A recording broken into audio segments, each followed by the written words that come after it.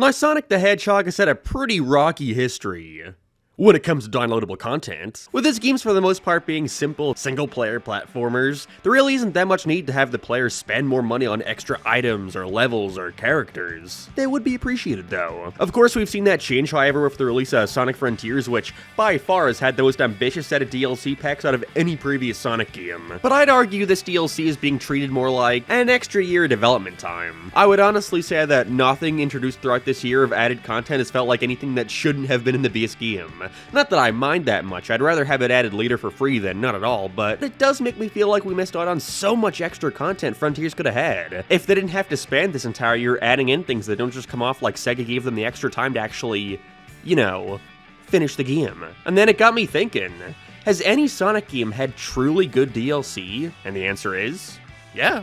Although for every downloadable Legend of Zelda map, we've also got pre-order to receive 25 extra lives.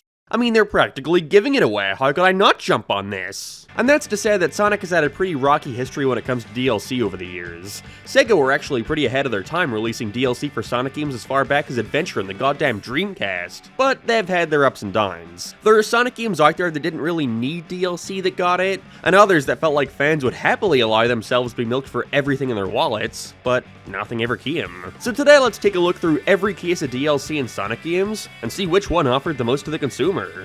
But first, you know what is a great deal for a consumer? Raycon's amazing everyday earbuds. This video is sponsored by Raycon. Raycon is essential for anybody who likes listening to stuff on the go or around the house without those pesky wires getting in the way. Whether it be for podcasts, music, or just busting out some epic Sonic OSTs while driving around town. Raycons are a great gift this holiday season for the ones you love, especially with their variety of products like Raycon Home and Raycon Power Tech, but me personally, you can't go wrong with these earbuds. I've been using them daily, they are great. They've got a Black Friday sale coming up where you can get 20% off everything, with other products getting upwards of 50% off. What a deal! So why not get an early start in the holiday season by shopping Raycon's early Black Friday sale today? Go to buyraycon.com/splashdash to get 20 and 50% off today. Once again, that's buyraycon.com/splashdash. And thanks to Raycon for sponsoring this video. Yeah, this might be surprising to some of you out there, but Sega was actually extremely ahead of the game when it came to utilizing the internet for downloadable content.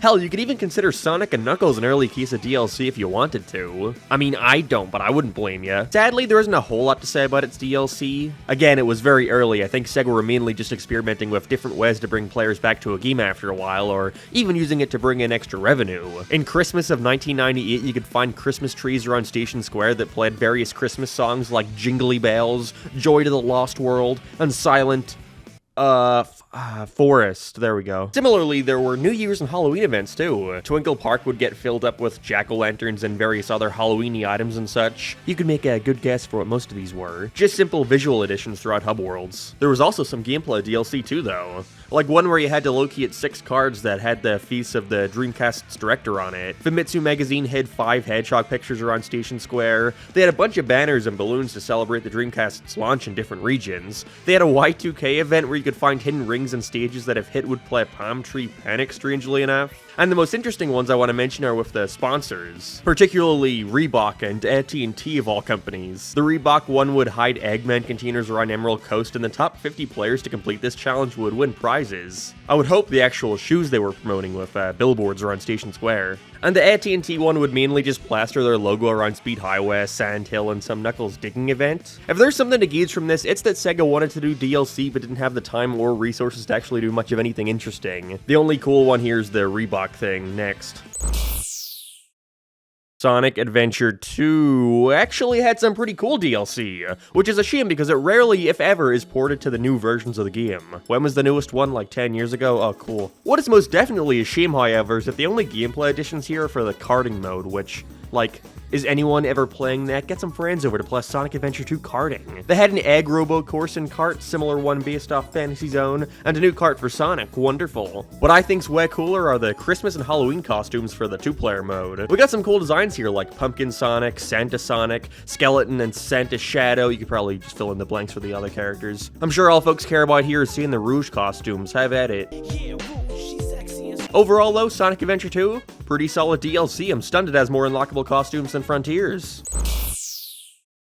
Yeah, you might be surprised to hear this, but Sonic 06 did in fact have DLC in the form of a super hard mode for every single stage and boss fight, which the game was barely finished as is. Did you really need to go out of your way to revamp every single level? Jesus! The other bit they had was actually pretty cool, being Team Attack Amigo. That has to be a bad Japanese translation they never bothered fixing. Because they designed 06 to have like 9 playable characters, 6 of which you would play for about 10 minutes of total gameplay, if even, they decided they would make a little gauntlet where you have to go through a mini level as one of the Amigos. It's really just the end of the world part 2. This would be cool and all, but it's still Sonic 06. I don't need more of it.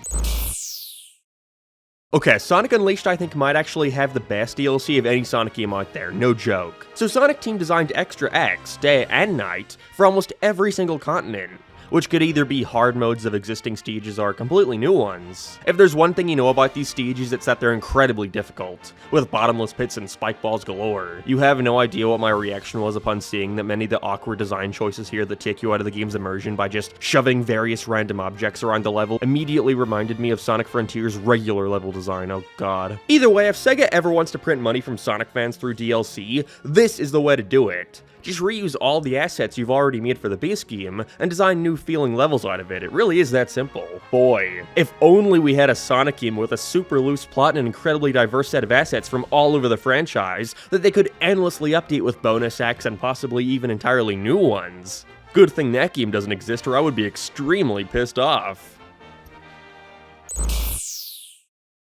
If you had both Sonic 4 Episode 1 and 2 on the same console, then you'd unlock Episode Metal. Well, I don't even want to call it a game. You're basically just playing Sonic 4, but it's even shorter and in reverse order, but now that I think about it, Sonic 4 let you play through any level in any order you wanted to, so you're just playing 4X of the game again, with Metal Sonic, who is just a skin of Sonic.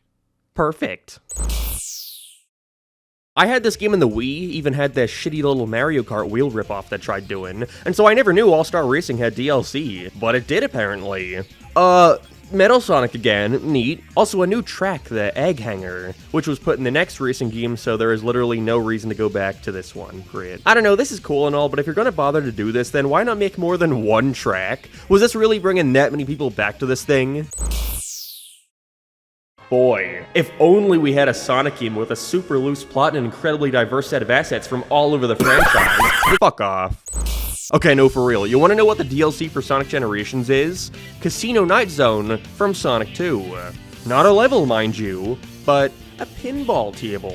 It's a nice pinball table, but it's a pinball table. I remember as a kid hoping they would release DLC for Generations that had, like, Windy Hill and shit like that as a way of promoting Lost World when it was coming out. Or maybe they could have went back and added the Secret Rings and Black Knight stages that were rumored to be cut from the game. Hell, I don't know, why not fucking remake Sonic 1 in the Generations engine, sell it for $20, I don't know, I would have bought it. They could have done anything here and Sonic fans would have eaten it up. I'll never not be mad about this.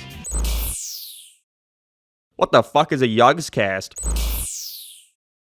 Sonic Lost World has simultaneously the best and worst DLC of any Sonic game. Best because of the Nintendo integration. This being the first part of their 3-game exclusivity deal, Nintendo allowed them to design a couple DLC levels based off Yoshi's Island and Legend of Zelda, and they're both fun.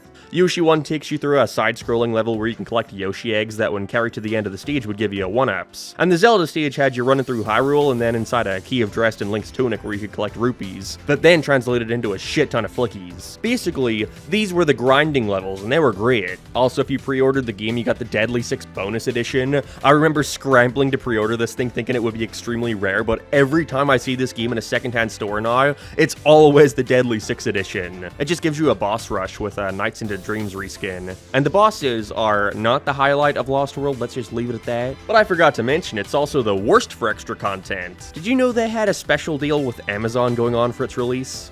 Yeah, if you pre-ordered the game through their website, you were gifted 25 lives, just what I needed.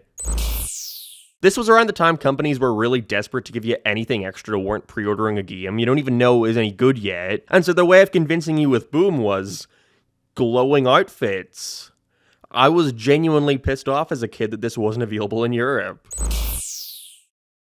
I think Sonic Mania was the first bit of truly great Sonic DLC in my opinion, coming in the form of Sonic Mania Plus. For a measly $5, not only could you get playable Mighty and Ray, characters who hadn't been playable or even seen in decades, that alone would have made the price worth it, but also an entirely revamped campaign with slightly different graphics to give each stage a new vibe, as well as a new team-up mechanic similar to Knuckles Chaotix where you cycle out through all 5 playable characters, allowing you to switch on the fly. I know some folks are pretty miffy on the Encore mode, but personally, it gave me another reason to replay through Mania without it being the exact same experience, and for that, I think it goes to the top. Even if I do wish Sega let Christian Whitehead and friends truly fulfill their vision on what they wanted Encore mode to be, but I guess we'll never know. In stark contrast, Sonic Team were flopping around trying to squeeze whatever extra minutes they could out of Forces, like with Episode Shadow, a 3-act prelude to the game's story that gives us no real extra bits other than Shadow knew Infinite before, I guess. Gives us no fun stages, just taking existing ones and filling them with terrible asset reuse. And it was over in 10 minutes, thanks for wasting development time on it. Although, you can now play Shadow in any of the 7 or so boost stages you want.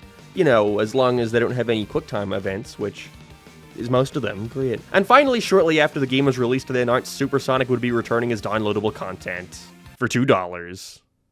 People were not happy. Making folks pay for a feature that was free in Sonic Generations 6 years prior, unlockable by just playing the game, what a novel concept. I mean, at least if the game was good and there were more levels to play than the pitiful amount there are, I could understand. Sega got bullied so hard for this they backtracked and gave it away for free. Too bad some people had already paid for it, but alas, I think if you willingly spent $2 just to play a Super Sonic, then maybe every once in a while you deserve a reminder that maybe you shouldn't be trusted with a credit card. Oh yeah, sorry, I can't forget about the Sonic shirts. Because Sonic. I am so happy we're out of this era.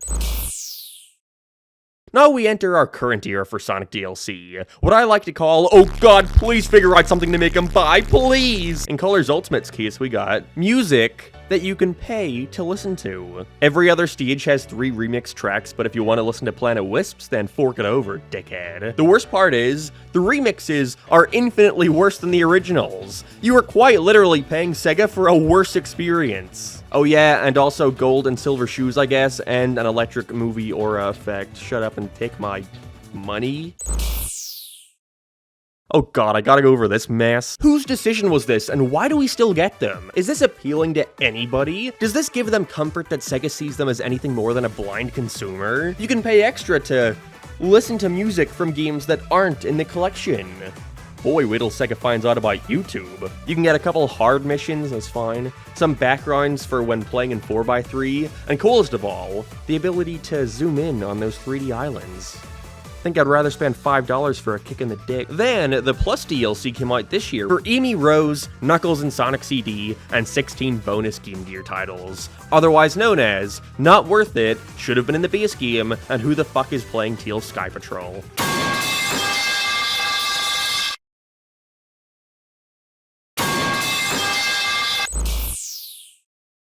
I really hate that they locked off all the costumes to DLC. Monster Hunter, Santa Sonic, boots and gloves, the soap shoes. The game should have had all these baked into an in-game store, along with way more. So this doesn't really do much for me when I remember that they aren't even part of the BS. Sorry. Of course, we gotta mention the 1-year roadmap of free DLC Sega recently just concluded for the game. And sadly, my thoughts don't go much beyond, should have been in the base game, should have been in the base game, and fun, but very flawed. I appreciate the effort though, Sega, nice work. Might save my in-depth thoughts for a bigger video sometime, but I would still take Unleashed Armenia's DLC any day of the week. Those came off like expansions, this comes off like an apology. The most recent Sonic game, Superstars, has more interesting costumes than Frontiers, and I think that's kinda sad. For an absurd amount of money, you can have LEGO skins for every character, including Eggman, although they all use the modern designs. The scrapped rabbit design Sega were floating around in the 90s, a Mecha Sonic for the multiplayer mode nobody plays, and finally, an art book that on my Switch they consider a separate application. Oh yeah, can't forget menu backgrounds. We're in a weird place with DLC these days. It seems like Sega at many points truly understood how to make DLC that was worth the price of admission, and then other times it seems like they view it as a way to nickel and dime the consumer out of all their pocket money. Either way, I'm hoping that the next Sonic game actually releases in a finished state, so whatever DLC it gets actually feels like new content. Jesus, what a sad conclusion. The unfiltered starlight from the lovely constellations above you is full of deadly radiation. Help yourself to our complimentary SPF 3000 star block. And by complimentary, I mean quite expensive.